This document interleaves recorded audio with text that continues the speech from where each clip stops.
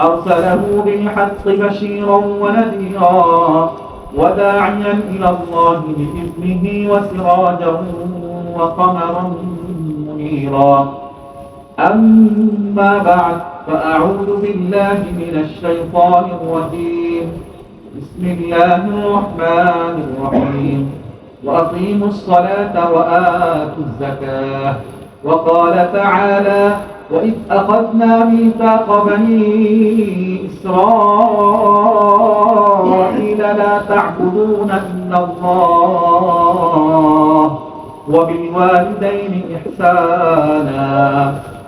وعن أبي ذر رضي الله عنه عن النبي صلى الله عليه وسلم أنه قال: لا تحقرن عن المعروف شيئا وإن لم تجد فارق أخاك بوجه منطلق، أو كما قال عليه الصلاة والسلام. وقال عليه الصلاة والسلام: مثل المؤمن في توادهم وتراحمهم وتواصلهم بمنزلة الجسد الواحد، إذا اشتكى منه عضوا تداعى له سائر الجسد بالحمى والسهر، أو كما قال عليه الصلاة والسلام. معزز محترم حاضرين, আল্লাহ পাকের দরবারে লাখো কোটি শুকরিয়া যে মহান আল্লাহ রব্বুল আলামিন আমাকে আপনাকে সুস্থ শরীরে মাহে রমজানে কিছু কথা বলার, কিছু কথা শোনার জন্য তৌফিক দান করেছেন। এজন্য অন্তরের অন্তঃস্থল থেকে বলি আলহামদুলিল্লাহ। আল্লাহ রব্বুল আলামিনের নিয়ামত সমূহের মধ্যে আমরা সবসময় ডুবে থাকি। আমরা যদি আল্লাহ রব্বুল আলামিনের কাছে বেশি বেশি শুকরিয়া আদায় করি, আল্লাহ রব্বুল আলামিন আমার আপনার রিজিককে বাড়ায় দেন, আমার আপনার আমল করার তৌফিককে বাড়ায় দেন। আমরা যে আযানে বলি হাইয়া আলাস সালাহ, এর উত্তরে আমরা লা হাওলা ওয়ালা কুওয়াতা ইল্লা বিল্লাহ, মানে লা হাওলা ওয়ালা কুওয়াতা ইল্লা বিল্লাহ মানে কি? আমার যাওয়ার সক্ষমতা নাই, যদি আল্লাহ সক্ষমতা দেয় তাইলেই সম্ভব। মুয়াজ্জিন সাহেব বলে কি, নামাজের দিকে আসো। আমার উত্তর কি, আল্লাহ তুমি যদি না নাও আমি যাইতে পারবো না, তুমি যদি না নাও আমি যাইতে পারবো না। মুয়াজ্জিন সাহেব বলে হাইয়া আলাল ফালাহ, আমার উত্তর কি হয়, লা হাওলা ওয়ালা কুওয়াতা ইল্লা বিল্লাহ, যে আল্লাহ তুমি তো আমার রব, তুমি যদি না চাও তাহলে আমার ওই কল্যাণের পথেও যাওয়া হবে না। তুমি যদি না চাও আমার কল্যাণের পথেও যাওয়া হবে না। আমার একবার লা ইলাহা ইল্লাল্লাহ সুবহানাল্লাহ আলহামদুলিল্লাহ এগুলা কবুল হয়েছে, আল্লাহ রাব্বুল আলামিন কবুল করছেন, যার কারণে আল্লাহ রাব্বুল আলামিন আবার বলার তৌফিক দান করেছেন। এজন্য অন্তরের অন্তঃস্থল থেকে বলি আলহামদুলিল্লাহ। হাজিরিন, আমি আপনাদের সামনে দুইটি আয়াত, কয়েকটি রিওয়ায়াত উল্লেখ করেছি। আল্লাহ রাব্বুল আলামিন চাহে তো এর উপরে কিছু তারফাত করার চেষ্টা করব ইনশাআল্লাহ। মহান আল্লাহ রাব্বুল আলামিন কুরআনুল কারীমের সূরাতুল বাকারা 72 নম্বর আয়াতে বলতেছেন, ওয়া ইয আখাযনা মিসাকা বানি ইসরাঈল লা তা'বুদুনা ইল্লাল্লাহ। হে মুহাম্মদ সাল্লাল্লাহু আলাইহি ওয়াসাল্লাম, ওয়া ইয মানে আপনি স্মরণ করুন, আখাযনা আমি নিয়েছিলাম, শপথ কি নিয়েছিলাম, শপথ, মিসাকা বনি ইসরাঈল, বনি ইসরাঈলের থেকে আমি শপথ নিয়েছিলাম, ওই কথাকে আপনি স্মরণ করুন। এই আয়াত বোঝার আগে মদিনার প্রেক্ষাপটটা তখন বুঝতে হবে। এই আয়াত বুঝতে হলে কি বুঝতে হবে, এই আয়াত তাদের উপরে কোন প্রেক্ষিতে নাযিল হয়েছে এটা কিঞ্চিত ধারণা থাকতে হবে। নাইলে অনেকে কি হয়, কোরআন শরীফের তর্জমা করে, কি করে, কোরআন শরীফের তর্জমা করে কিন্তু আগ করে কিছুই জানে না, তাতে বিভ্রান্ত হওয়ার সম্ভাবনাই বেশি, বিভ্রান্ত হওয়ার সম্ভাবনাই। কেন? কারণ আল্লাহ রাব্বুল আলামিন নিজেই বলতেছেন ইউদিল্লু বিহি কাসীরা ওয়া ইয়াহদি বিহি কাসীরা। আল্লাহ রাব্বুল আলামিন এই কোরআনের দ্বারা অনেক জাতিকে হেদায়েত দান করেন, অনেক জাতিকে এই কোরআনের দ্বারা গোমরাহ করেন। আল্লাহ রাব্বুল আলামিন কি করেন, কোরআনের দ্বারা অনেক জাতিকে কি করেন, হেদায়েতের উচ্চ শিখরে পৌঁছায় দেন। আর কোরআনের দ্বারা আল্লাহ রাব্বুল আলামিন কোন জাতিকে গোমরাহির তলদেশে পাঠিয়ে দেন। এটা সূরা বাকারার আয়াত, আমি বানিয়ে বলতেছি না। ইউদিল্লু বিহি কাসীরা ওয়া ইয়াহদি বিহি কাসীরা, আই ইউদিল্লু বিল কুরআনি কাসীরা ওয়া ইয়াহদি বিল কুরআনি কাসীরা। মানে আল্লাহ রাব্বুল আলামিন এই কোরআনের দ্বারা যেরকম অনেক জাতিকে সংশোধন করেন, অনেক জাতিকে গোমরাহ করেন। এর উদাহরণ আর একটা দিতেছেন, না দিলে বুঝবেন না। উদাহরণ না দিলে কি হয় না? স্পষ্ট হয় না। উদাহরণ না দিলে কি হয় না? স্পষ্ট হয় না। কোরআনে একটা আয়াত আছে, ওয়া'বুদ রাব্বাকা হাত্তা ইয়াতিয়াকাল ইয়াকিন, ওয়া'বুদ রাব্বাকা হাত্তা ইয়াতিয়াকাল ইয়াকিন। এটার অর্থ কি? ওয়া'বুদ, আপনি ইবাদত করুন, রাব্বাকা, আপনার প্রতিপালকের ইবাদত করুন, হাত্তা ইয়াতিয়াকাল ইয়াকিন, যতক্ষণ না পর্যন্ত আপনার মৃত্যু আসে। এটা হলো আয়াতের বাহ্যিক শাব্দিক তরজমা। আচ্ছা, বুঝছেন? কিন্তু কথা ধরতে হবে। আয়াতের অর্থ কি? আপনি ওয়া'বুদ রাব্বাকা, আল্লাহর ইবাদত করুন, রবের ইবাদত করুন, হাত্তা ইয়াতিয়াকাল ইয়াকিন, যতক্ষণ না পর্যন্ত হে মুহাম্মদ আপনার মওত আসে। আয়াতের মতলব হলো এটা। আচ্ছা, এখন এই আয়াতকে কিছু ভণ্ডপীররা কিভাবে লাগাইছে দেখো। ওয়া'বুদ রাব্বাকা হাত্তা ইয়াতিয়াকাল ইয়াকিন, আপনি ইবাদত করুন যতক্ষণ না পর্যন্ত আপনার ইয়াকিন চলে আসে। আর আপনার যখন ইয়াকিন চলে আসে তখন আপনার ইবাদত করা লাগবে না, সুতরাং নামাজ পড়া লাগবে না, রোজা রাখা লাগবে না, চুল বড় বড় রাখে, গাড়ির ঘুমোস খাইলে যাচ্ছে, লাল শালু করে কি হয়ে যাবে, কারণ আপনার তো ইয়াকিন চলে আসে। এই যে কোথায় আপনার কি চলে আসছে? আপনার ইয়াকিন চলে আসছে না? দুইজন আমার কথা মনে হয় বুঝাইতে পারতেছি না। বুঝাইতে পারতেছি তো। আল্লাহ রাব্বুল আলামিন কি বলতেছেন সূরাতুল বাকারা? আল্লাহ এই কোরআনের দ্বারা অনেক জাতিকে যেরকম হেদায়েত দান করেন, আল্লাহ এই কোরআনের দ্বারা অনেক জাতিকে গোমরাহ করেন। আল্লাহ কি করেন? কোরআনের দ্বারা এই জাতিকে, অনেক জাতিকে কি করেন? হেদায়েতের উচ্চ শিখরে পৌঁছায় দেন। ঠিক সেরকম ভাবে আল্লাহ রাব্বুল আলামিন এই কোরআনের দ্বারা অনেক জাতিকে গোমরাহ করেন। আল্লাহ রাব্বুল আলামিন আয়াতে বলেছেন, ওয়া আকিমুস সালাতা ওয়া আতুজ যাকাত। হে মুসলমান যারা আছো, আকিমুস সালাহ, নামাজ আদায় করো, নামাজ পড়ো, ওয়া আতুজ যাকাত, এবং যাকাত প্রদান করো। কি করো? যাকাত প্রদান করো। যাকাতটা কি? যাকাত হইতেছে নির্ধারিত নিসাব পরিমাণ মাল হয়ে যাওয়ার পরে যে বর্ধিত অংশ থাকে, তার উপরে বছর অতিক্রান্ত হওয়ার পরে 40 ভাগের 1 ভাগ যে যাকাত, ওইটা গরিব মুসলমানের হক। কার হক? গরিব মুসলমানের হক। কাদের হক? এই আয়াতের ব্যাপারে আল্লাহ রাব্বুল আলামিন বলে দিয়েছেন সূরা তাওবার ভিতরে, إنما الصدقات للفقراء والمساكين والعاملين عليها والمؤلفة قلوبهم وفي الرقاب والغارمين وفي سبيل الله وابن السبيل فريضة من الله।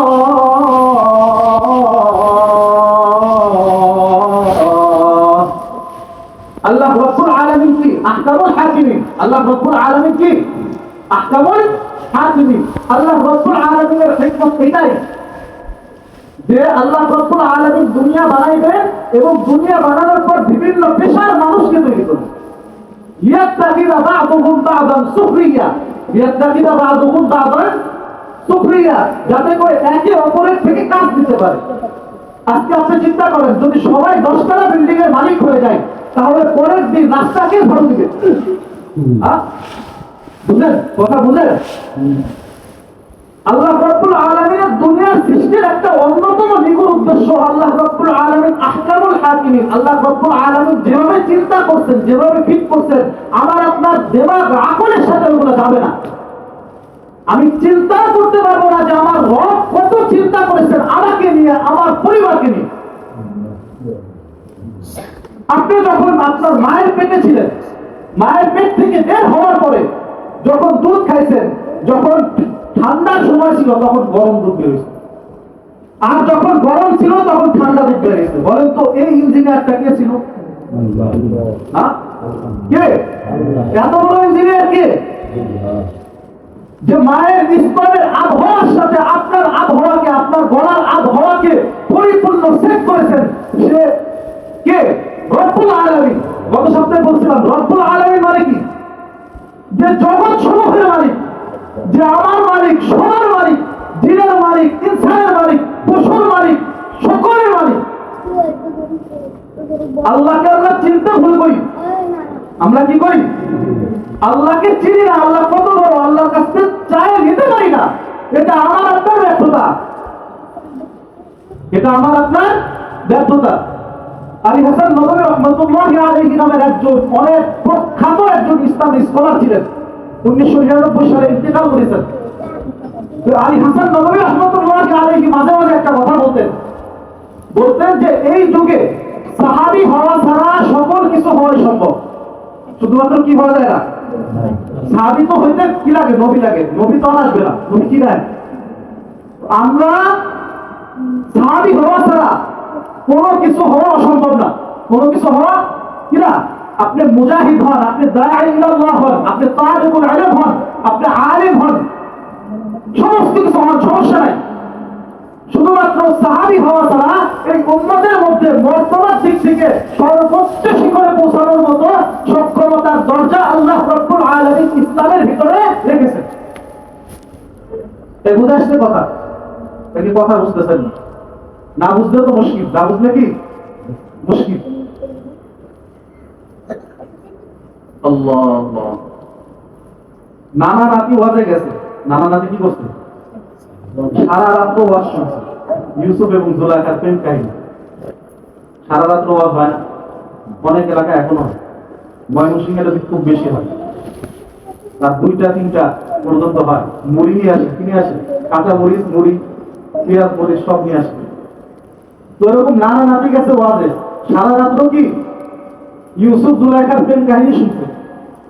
সকাল যখন হয়েছে তখন নানা জিজ্ঞেস করতেছে ইউসুফ আর জুলাইখা কে ছিল? বুঝে আসছে মানে কি? সে তো ওয়াজ শুনে না, সে ঘুমাইছে। কি করছে? কি করছে? কথা তো বলে যাচ্ছি কিন্তু বুঝতেছেন না। তাহলে তো আমার বলাটাই কি হয়ে গেল? বৃথা হয়ে গেল না? আল্লাহ সবাইকে আমলের নিয়তে শোনার তৌফিক দান করুন। তো আল্লাহ রাব্বুল আলামিন কি বলছিলাম? লিয়াত্তাখিযা বা'দুহুম বা'দান সুখরিয়া।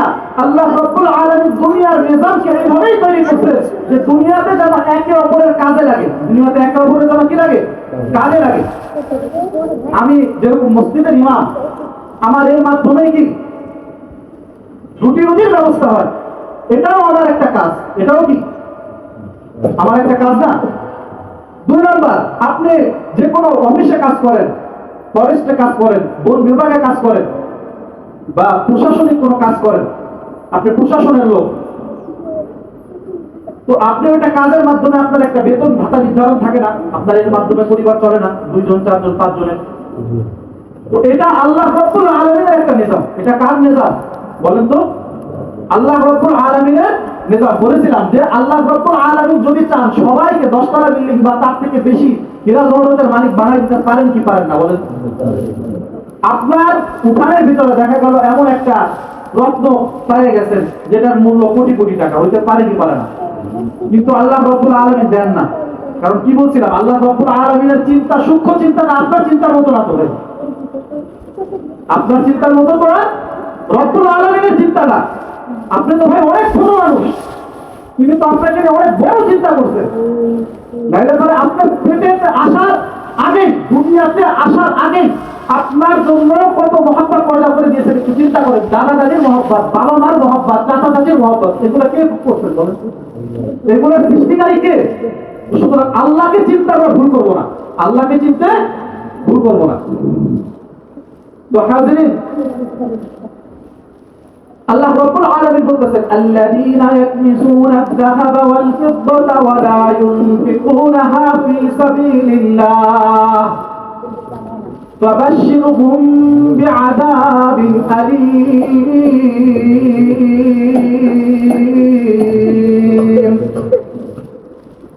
আল্লাযীনা ইয়াকনিজুনা আয-যাহাবা ওয়াল ফিদ্দাহ, ওই সকল লোক ইয়াকমিজুনা, কানাজা ইয়াকমিজু মানে হলো সঞ্চিত করা, পুঞ্জীভূত করা। সঞ্চিত করা মানে কি? জমানো, জমাই না আমরা।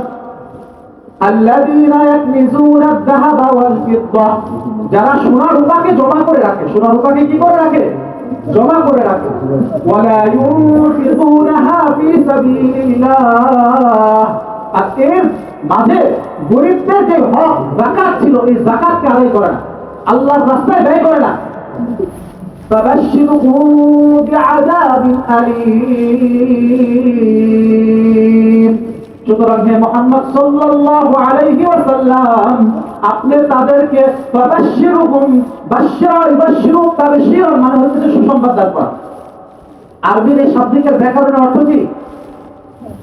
এই মূলে অর্থ কি? সুসংবাদ দান করা। আল্লাহ কি বলতেছেন? ফাবাশশিরহুম, হে মুহাম্মদ তাদেরকে সুসংবাদ দান করুন, বিআযাবিন আলীম। কিসের সুসংবাদ? যন্ত্রণাদায়ক শাস্তির সুসংবাদ। যন্ত্রণাদায়ক শাস্তির কি সুসংবাদ হয় না দুঃসংবাদ হয়? আল্লাহ তো সুসংবাদ বলছেন মানে কি? ওই ভাই বললাম রব্বুল আলামিন, এটা আল্লাহ রাব্বুল আলামিনের একটা ভাষা প্রয়োগের সাহিত্যিকতার উচ্চমান। কোরআন হচ্ছে এমন একটি কিতাব যেটা সর্বোচ্চ সাহিত্য নিয়ন্ত্রক সংস্থা যখন কুরাইশ, আরবের ভিতরে কুরাইশ ছিল আরবের সব থেকে বড় সাহিত্যিক ছিল। কারা ছিল? আরবের কুরাইশ গোষ্ঠী। ওই কুরাইশ গোষ্ঠীর উপরে কি হয়েছে? কোরআন নাযিল হয়েছে। তাহলে বুঝেন এটার ভাষামান আরো কত উঁচু, এটার ভাষামান কত উঁচু। যখন সূরাতুল ফিল নাযিল হইল, যখন সূরাতুল আলাম তারা কাইফা ফাআলা রাব্বুকা বিআসহাবিল ফিল পড়ি না, এই সূরাটা যখন নাযিল হইল আল্লাহ রাসূল সাল্লাল্লাহু আলাইহি ওয়াসাল্লাম চ্যালেঞ্জ দিলেন, তোমরা এরকম একটা সূরা বানাও দেখি কেমন পাবে। বুঝলেন, তারা কিন্তু সবাই প্রখ্যাত অনেক বড় বড় সাহিত্যিক ছিল। কি ছিল? অনেক বড় বড় সাহিত্যিক ছিল। তারা কি বানাইছে জানেন? আল ফিল ওয়া মাল ফিল ওয়া মা আদরাকা মাল ফিল লাহু খুরতুমুন তাওয়িল। বলেন এটার সৌন্দর্য কেমন আর সূরা ফিলের সৌন্দর্য কেমন? আলাম তারা কাইফা ফাআলা রাব্বুকা বিআসহাবিল ফিল। হলো এক সৌন্দর্য হলো। আগেরটার সৌন্দর্য কোথায় আর এটার সৌন্দর্য কোথায়? তো আল্লাহ রাব্বুল আলামিন প্রথমে বলছেন, আচ্ছা ঠিক আছে, তোমরা তো এত সাহিত্যিক, বুঝলাম তোমরা অনেক বড় সাহিত্যিক, কোরআনের সূরার মতো 10টা সূরা নিয়ে আসো তো। কোরআনের যেরকম 10টা সূরা, এত সাহিত্যপূর্ণ যে সূরা, এত সাহিত্যপূর্ণ যে ভাষা, তো 10টা সূরা এরকম নিয়ে আসো বা 10টা সূরা এই আবৃত্তিতে করে দেখাও, তাহলে বুঝবো তোমাদের সাহিত্যের নমুনা অনেক উঁচা। এই চ্যালেঞ্জ প্রথমেই তারা রিজেক্ট করেছে, দিতে পারে কি করে নাই। এরপর আল্লাহ রাসূল সাল্লাল্লাহু আলাইহি ওয়াসাল্লাম বলতেছে, আচ্ছা 10টা না, একটা সূরা নিয়ে আসো। কয়টা? এই একটা সূরায় তারা ফেল। এরপর আল্লাহ রাসূল সাল্লাল্লাহু আলাইহি ওয়াসাল্লাম বলছেন, আচ্ছা তাহলে একটা আয়াত নিয়ে আসো তো। কয়টা? ওইটাও ফেল। সুবহানাল্লাহ বলেন। ওই কোরআন নাযিলের মাসে রমজান মাস, এই জন্য কোরআন শিক্ষা করা শিক্ষা দেওয়ার সর্বোত্তম ইবাদত যে হাদিসটা আছে, এই হাদিসটা ইয়াদ আছে না নাই? আল্লাহ আমাদের সবার আমল করার তৌফিক দান করুন, ঈমান বাড়ায় দেখ, আমলের জোশ বাড়ায় দেখ। তো যে আলোচনা চলতেছিল, আল্লাহ রাব্বুল আলামিন কি বলতেছেন? ফাবাশশিরহুম বিআযাবিন আলীম। হে মুহাম্মদ সাল্লাল্লাহু আলাইহি ওয়াসাল্লাম, আপনি তাদেরকে যন্ত্রণাদায়ক শাস্তির সুসংবাদ দিন। আচ্ছা বলেন, এটা যদি কোনো সুসংবাদ হতে পারে? এটা আল্লাহ রাব্বুল আলামিন মজা করে বলতেছেন, আমার হুকুম মানিস নি, দেখ এখন কেমন লাগে। হ্যাঁ, বাবার যদি কোনো একটা অবাধ্য সন্তান হয়, দুইটা সন্তানের একটা অবাধ্য আর একটা বাধ্য, দুইটা সন্তানের একটা অবাধ্য আর একটা বাধ্য। যে অবাধ্য সে কথা শোনে না, নেশা করে, নামাজ পড়ে না, রোজা রাখে না, বউকে পিটায়, এখন কয়দিন পরে তাকে জেলে ধরে নিয়ে গেছে। কয়দিন পরে কি করছে? এখন বাবা শুনে কি বলছে? আলহামদুলিল্লাহ। বুঝ এখন কেমন লাগে? এই বলে কি বলে না? হ্যাঁ, এটা মানুষের ভাষার মুহাওয়ারা না। একেবারে ভালো হয়েছে, কয়টা দিন ডান্ডার বাড়ি খা, তারপরে ঠিক হবে। তো আল্লাহ বলতেছেন ফাবাশশিরহুম বিআযাবিন আলীম, আরে নারায়ণ, তোকে তো আমি রিজিক থেকে শুরু করে হায়াত জীবন সমস্ত কিছু দিলাম, তোকে মাল দৌলত আমি দিলাম, এরপরে তুই ওর ভিতরে খরচ করলি না, নে এখন আযাব ভোগ কর, এই সুসংবাদ তোকে আমি দিলাম। এই বুঝে আসছে না? কঠিন লাগতেছে? তো আল্লাহ রাব্বুল আলামিন আরেকটু বিস্তারিত বলতেছেন ইয়াউমা ইউহমা আলাইহা ফি নারি জাহান্নামা ফাতুকওয়া বিহা জিবাহুহুম ওয়া জুনুদুহুম ওয়া যুহুরুহুম হাযা মা কানাসতুম লিআনফুসিকুম ফাযুকু মা কুনতুম তাকনিজুন। এই আয়াতের ব্যাখ্যা আমি বলে শেষ করতে পারবো না, তবে যতটুকু পারি বলি, সময় নাই। সময় কি আপনারা সবাই খালি ঘুরে দেখেন, বয়ান করতে উঠলে আর ভালো লাগে না। আল্লাহ কি বলতেছেন? ইয়াউমা ইউহমা আলাইহা, ওই আযাবকে স্মরণ করুন। ইউহমা আলাইহা, যেই দিন আল্লাহ রাব্বুল আলামিন আগুনকে প্রজ্বলিত করবেন, প্রজ্বলিত করতে করতে করতে করতে জাহান্নামের আগুন যখন কালো হয়ে যাবে, ফাতুকওয়া বিহা জিবাহুহুম ওয়া জুনুদুহুম ওয়া যুহুরুহুম, আল্লাহ রাব্বুল আলামিন ওই আগুনের দ্বারা বান্দার ললাটে, বান্দার পাশে, বান্দার চোয়ালে সেক দিবেন। কত কঠিন জাহান্নামের আগুন, কত কঠিন! বুঝে কুনকুনা দেয়। আল্লাহ কি বলতেছেন? হাদা মা কানাসতুম লিআনফুসিকুম,